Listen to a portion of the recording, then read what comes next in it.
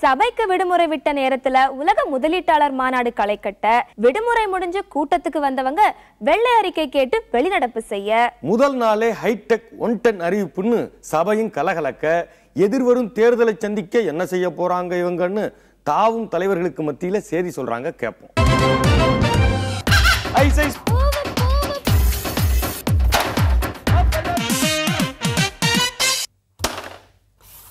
விடுமுறை முடிஞ்சு சபை மறுபடியும் கூடும்போது 110 அறிவிப்புகள் தொடரும்னு சொல்லிக்கிறாங்க. அது மட்டும் இல்லாம சட்டமன்றத்தில் அறிவிச்ச திட்டங்களை எல்லாம் தொடக்கி வைக்கவும் போறாங்களாம். பேசிக்கிட்டாங்க.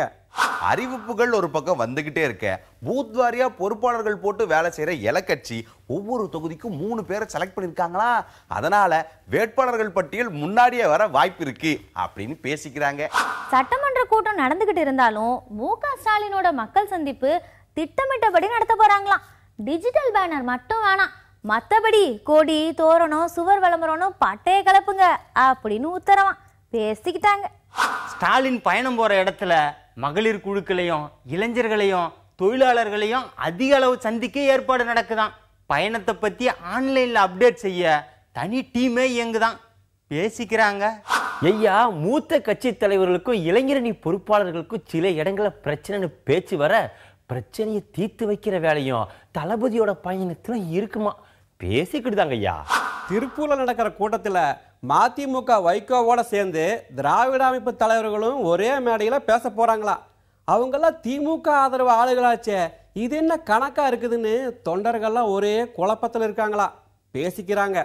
திமுக அதிமுகவோட கூட்டணி கிடையாதுன்னு வைகோ ஆவேசமா பேச கூட்டணிக்கு வந்தா பாப்போம், இல்லனா அவங்க கட்சி மூத்த நிர்வாகிகளுக்கு தூண்டில் போடுவோம் அப்படின்னு பேச்சா கடக்கா சொல்லிக்கிட்டாங்க.